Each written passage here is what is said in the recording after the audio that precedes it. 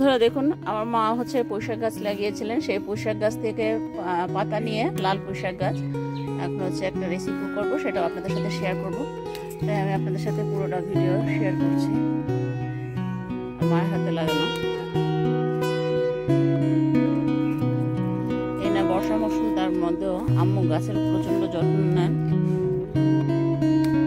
এক পাশ থেকে নিয়ে আরেক পাশ থেকে আলহামদুলিল্লাহ জায়গার তো কোনো শেষ নাই, অনেক জায়গা খোদার মধ্যে।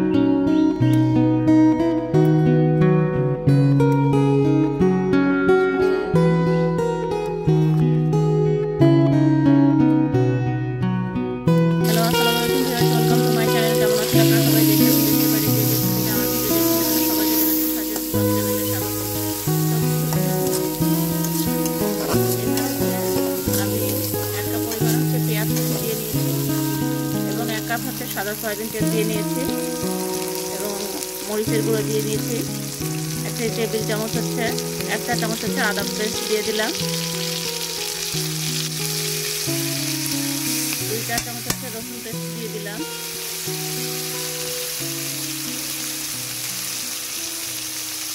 শুকনো মরিচের গুঁড়া মনে হচ্ছে একটু কম হয়ে গেছে, এই জন্য আবার একটু দিয়ে দিলাম, আরও 2-4 চামচের মতন।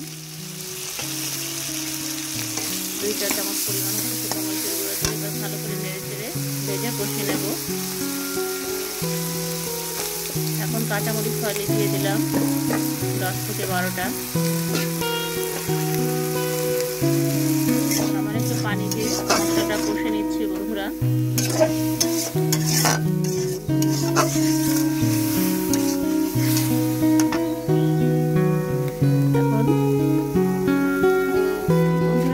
ভাটা মাছ নিয়েছিলাম, এই ভাটা মাছ হচ্ছে লবণ এবং হলুদ দিয়ে হচ্ছে মাখিয়ে রেখেছি এবং খাসি পাউডার তেজপাতা দিয়ে তার হচ্ছে 15-20 মিনিটের মতো ম্যারিনেট করে রেখেছিলাম। এখন সেটা দিয়ে দিব। এখন হচ্ছে মাছগুলো দিয়ে দিলাম বন্ধুরা।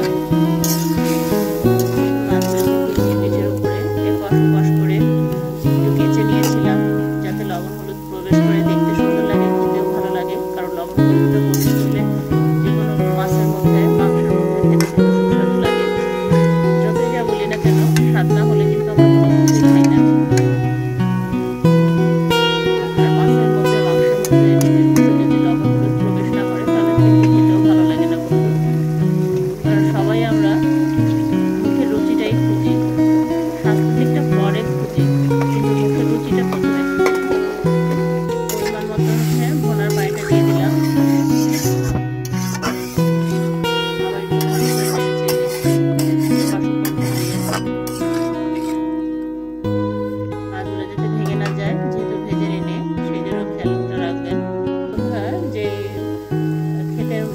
লাগিয়েছিলেন লাল পুঁইশাক গাছ, সেই পুঁইশাক গাছ তুলে নিয়ে এসেছিলাম, আপনাদের দেখিয়েছি, সেটাই হচ্ছে দিয়ে দিলাম। এটা আমার মায়ের হাতে লাগানো। আম্মু মাঝে মধ্যে সময় পেলে সবকিছু করে, বেগুন গাছ লাগায়, পুঁইশাক গাছ লাগায়, সিম গাছ লাগায়, উস্তে গাছ বা করলা গাছ লাগায়। পরিমাণ মতো হচ্ছে এখন লবণ দিয়ে দেবো বা স্বাদ মতন। আমরা এখানে মোটা লবণটা নিয়েছি, কারণ হচ্ছে রান্নার কম বেশি হয়ে যেতে পারে, সেই কারণ হচ্ছে চিকনটা ব্যবহার করি না, মোটাটা ব্যবহার করি, তাহলে পরিমাণটা ঠিক থাকে। এখন হচ্ছে কয়েক মিনিটের জন্য ঢাকনা দিয়ে ঢেকে দিচ্ছি।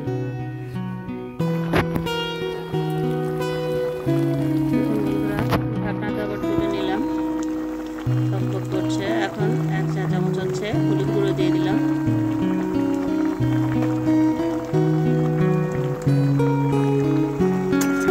মিশিয়ে নিচ্ছি।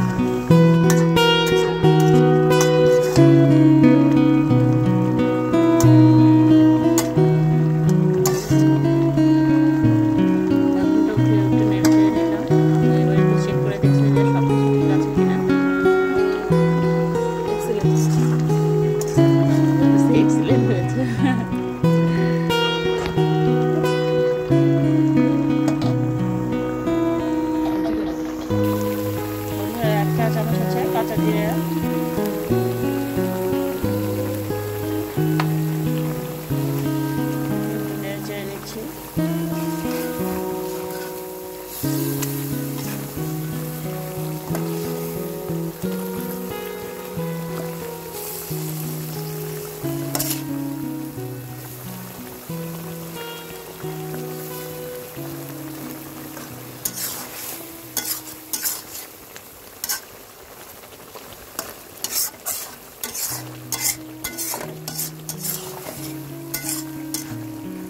সবাই কিন্তু বন্ধুরা ভোনা মাছের ডালা জিরে গুঁড়ো দেয়, আমার আম্মু কিন্তু কাঁচা জিরে গুঁড়ো দিলেন। তো এটা আমার মায়ের হাতের নিজস্ব, সেই কারণে আপনারা চাইলে ডালাটাও দিতে পারেন, কাঁচাটাও দিতে পারেন, তবে আমার মায়ের রেসিপিটা যদি ফলো করেন তবে অবশ্যই কাঁচা জিরে গুঁড়োটাই দেবেন। তো বন্ধুরা ফাইনালি আমার হয়ে গিয়েছে, এখন আমি সার্ভিং বলে সার্ভ করে আপনাদের সামনে হাজির করছি। বন্ধুরা দেখুন ফাইনালি আমার কিন্তু রেসিপিটা হয়ে গেছে। জানি না আপনারা কেউ এভাবে রেসিপিটা রান্না করে খেয়েছেন কিনা, ভাটা মাছ দিয়ে নিজের হাতে পুঁই শাক দিয়ে। তো এই ছিল আমার আজকের ভিডিওটি। যারা এই পর্যন্ত দেখেছেন তাদেরকে অসংখ্য ধন্যবাদ। যারা ফেসবুক পেজটি দেখছেন তারা ফেসবুক পেজটি ফলো করে রাখবেন। আর যারা নতুন সাবস্ক্রাইবার আছেন, নতুন যারা আছেন তারা আছেনই, সাথে আছেন, পাশে আছেন। নতুন যারা তারা যদি আমার রেসিপিটা ভালো লাগে থাকে অবশ্যই একটা সাবস্ক্রাইব করে দেবেন, পাশে থাকা বেল আইকনটি প্রেস করে রাখবেন। কারণ হচ্ছে আমি যখনই নিত্য নতুন ভিডিও আপলোড করবো না কেন আপনাদের কাছে যাতে পৌঁছে যায়। সে পর্যন্ত সবাই ভালো থাকুন, সুস্থ থাকুন, নিরাপদে থাকুন এবং অল টাইম সাজেদ ভাগ চ্যানেলের সঙ্গে থাকুন নিত্য নতুন ভিডিও পেতে। বন্ধুরা বাসায় একবার হলে কিন্তু এই রেসিপিটি ট্রাই করবেন, আর ট্রাই করে কেমন হলো আমাকে কিন্তু কমেন্ট বক্সে কমেন্ট করে জানাতে ভুলবেন না। কারণ আপনারা সুন্দর সুন্দর কমেন্ট করেন, আর সুন্দর সুন্দর কমেন্ট করার কারণে কিন্তু উৎসাহ বোধ জাগে নতুন কিছু করার জন্য। আল্লাহ হাফেজ।